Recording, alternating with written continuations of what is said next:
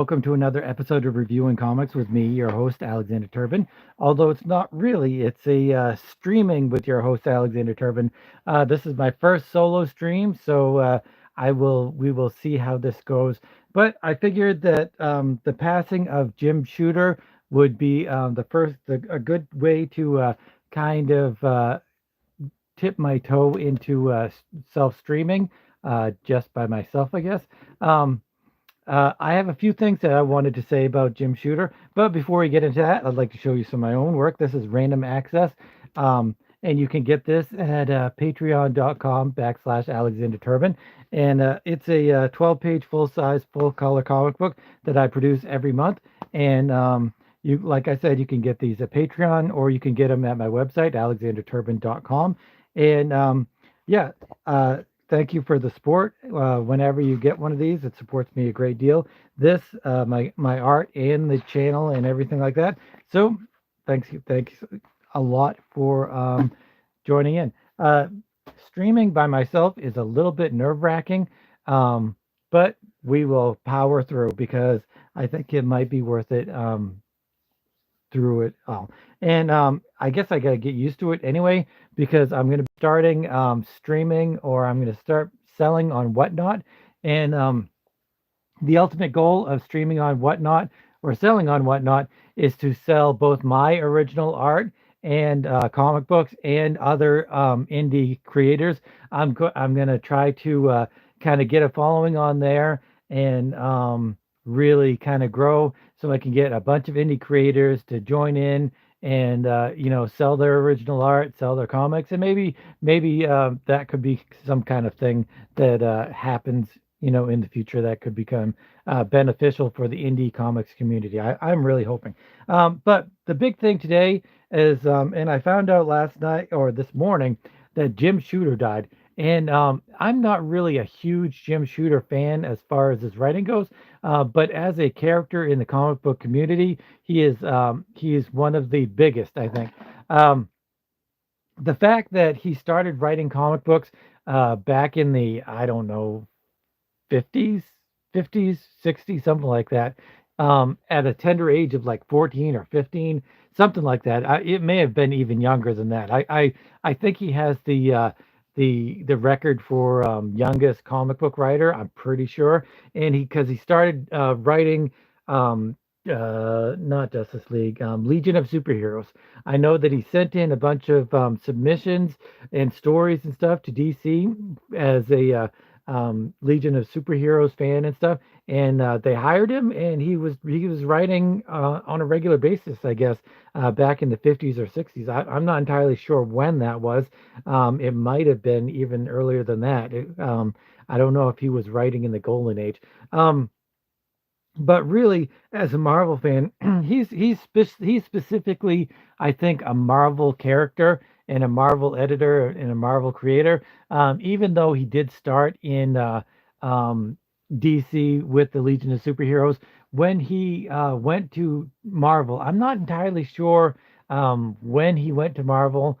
I will kind of have to look that up. I should have looked that up beforehand and on his Wikipedia page, and when he left DC, or if it was like a real change, him going from from DC to Marvel, like it is nowadays, or like it was in the 80s when a big creator would go from one company to the other, like Jack Kirby, leaving Marvel and that big brouhaha that he had. But I don't think that really happened. I think he just kind of maybe became an editor, or wrote a few things and then became an editor or whatever. I'm not entirely sure how that happened, but I know Comics Tropes has done a few things with Jim Shooter, and they always do really fantastic videos and stuff.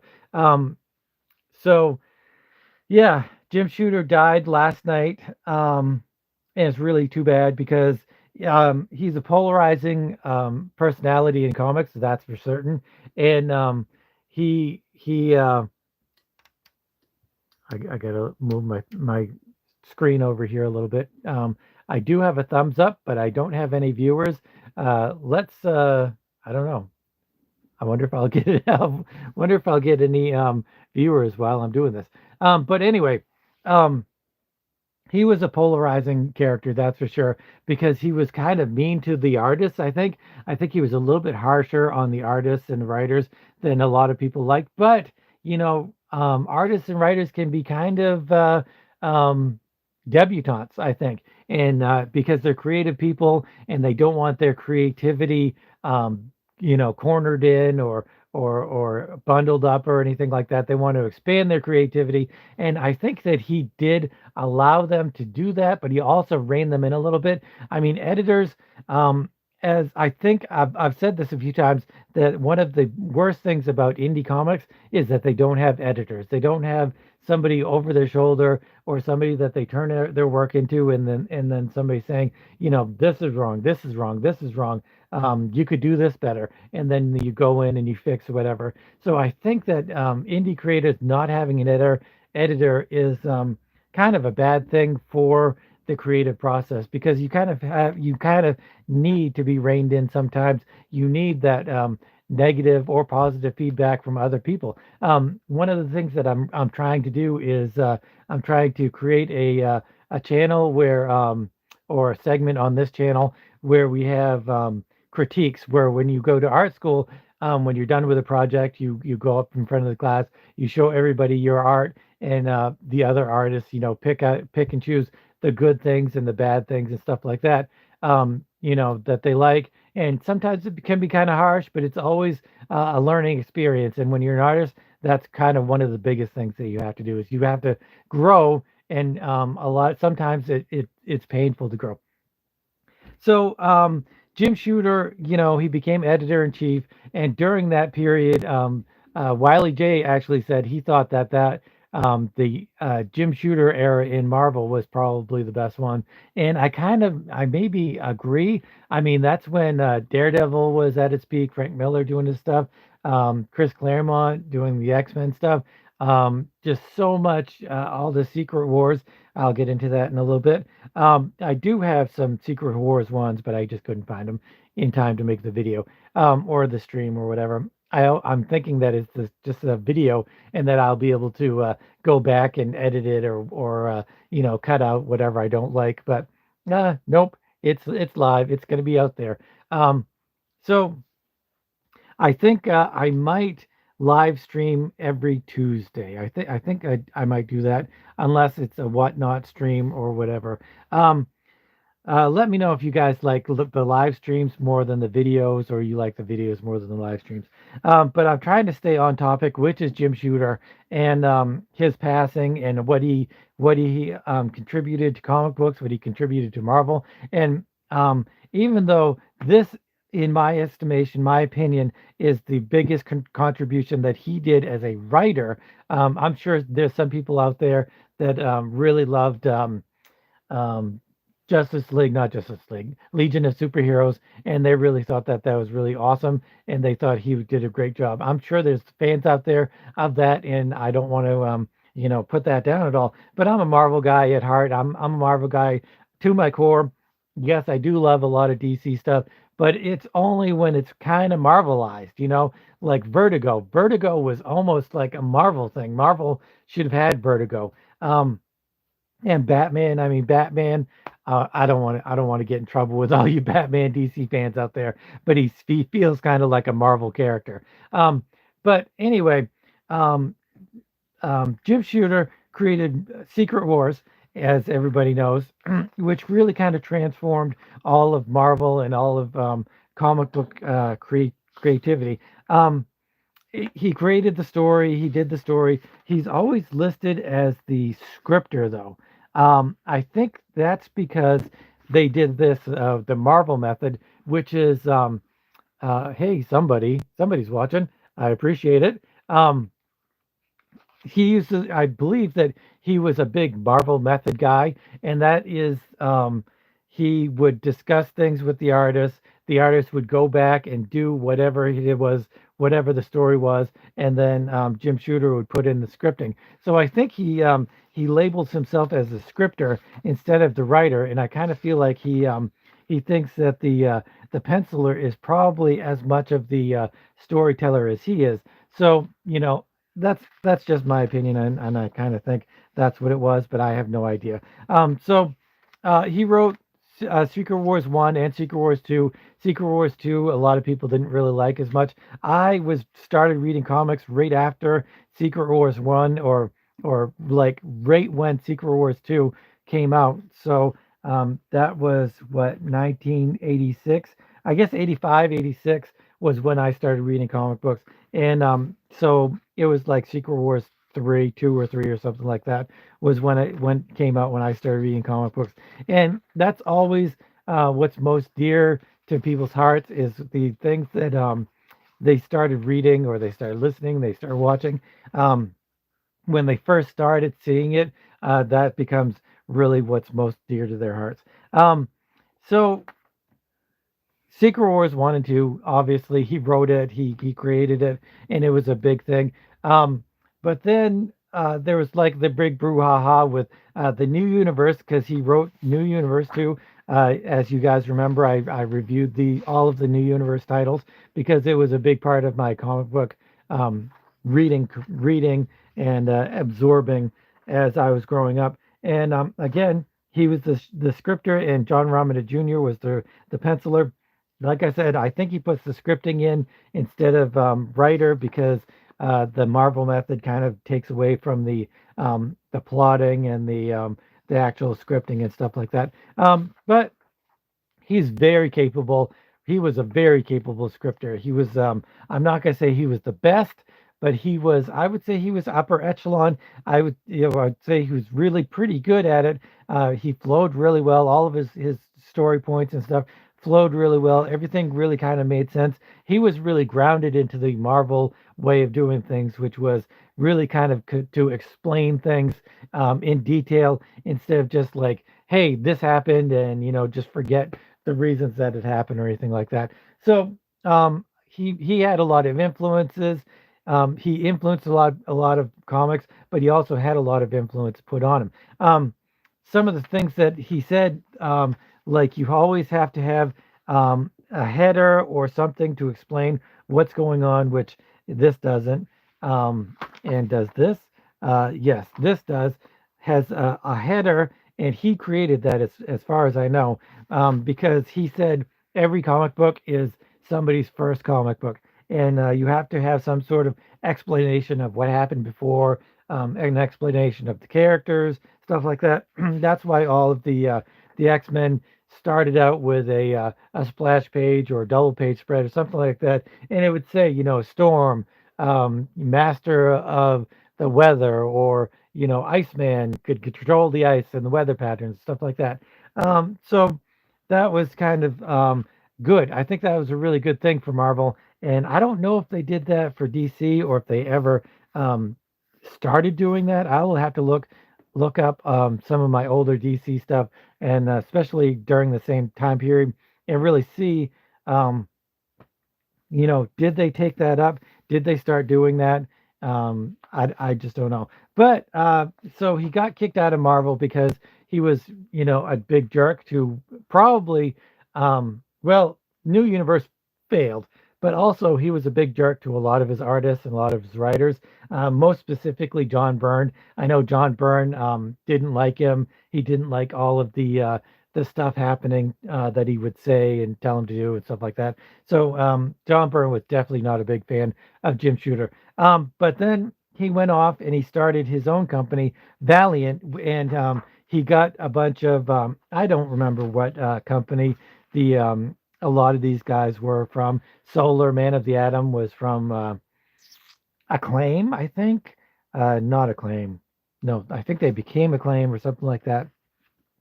Anyway, he got a bunch of characters. They created a bunch of new characters, and he wrote a bunch of the stories. He wrote like Solar Man of the Atom #1, I believe. I don't know if he wrote Exo Man of War.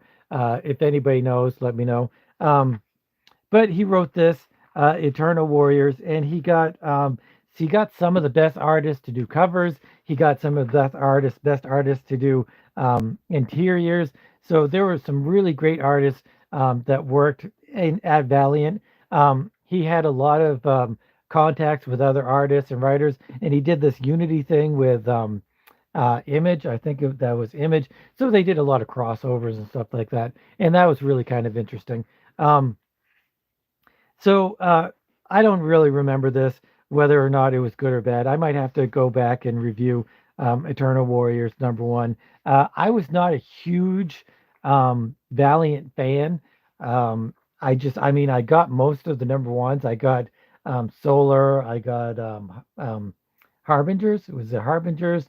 And I got Eternal Warrior, and I got all of the stuff that Barry Windsor Smith did because he's a fantastic artist and I just love his art. And I would get his stuff no matter what. But Eternal Warrior, it's a little bit like Queller for me. He's just somebody that has gone through the ages and he's immortal and he can do all this stuff.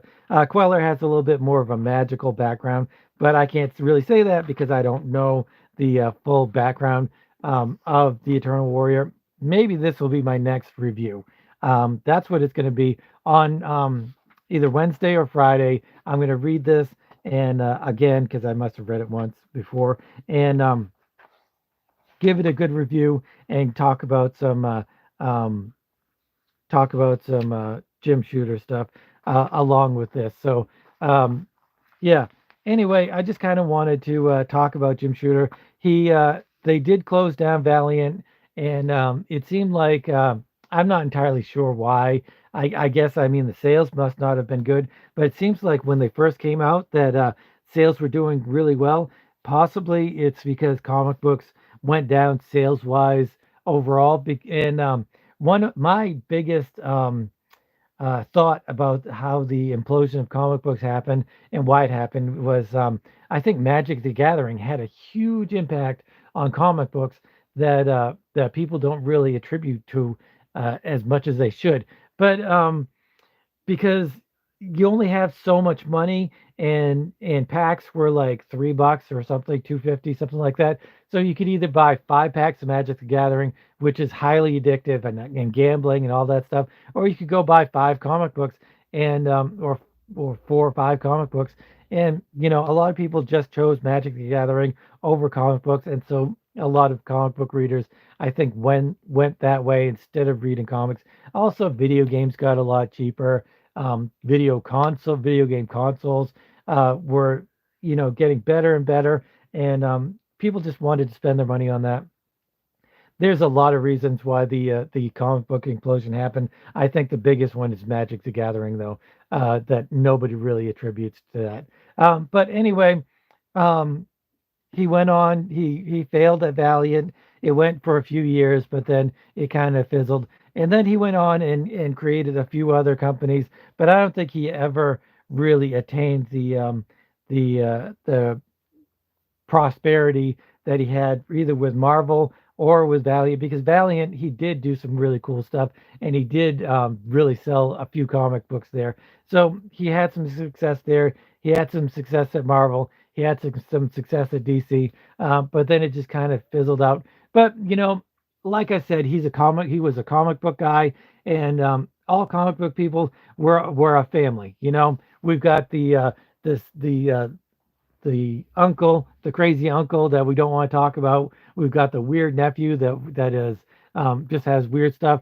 But we're a big, often dysfunctional family, and any comic book fan is a friend of mine, even if I don't agree with them politically or anything like that, or socially or whatever other disagreement is. Um, hey, what's up, Byron? I'm trying my first stream by myself, talking about Jim Shooter and the effects that he had on comics and his love for comic books. Because love him or hate him, he loved comic books, and he spent you know as a young person, 9, 10, 11, whatever it was, that he started writing for the League of not the League of Superheroes. Yeah, he started writing League of Superheroes at a super young age, like 12 or 14 or something like that. And so, and talk about Jim Shooter all you want in a negative way. He was a true blue comic book fan and a comic book person, and I really truly love that. He always tried to expand the art form. Sometimes he maybe had to make some concessions and stuff, but he always tried his hardest. So that's really what we were talking about. And I really just wanted to kind of highlight that he passed away yesterday, and that he really did have a huge impact, both on me, because this new universe stuff that I went through that I've reviewed before was some of my first comic book reading experiences, and just how the way he shaped Marvel. So um, thanks for watching, and hopefully I get some good comments from you guys talking about Jim Shooter, because we've had a lot of comic book creators pass the last few years, and we really need to keep their their thoughts alive. We need to keep them alive in our hearts and stuff like that. Um, there were some Valiants that I liked and some that I didn't, but I only got the first few and then I stopped getting them.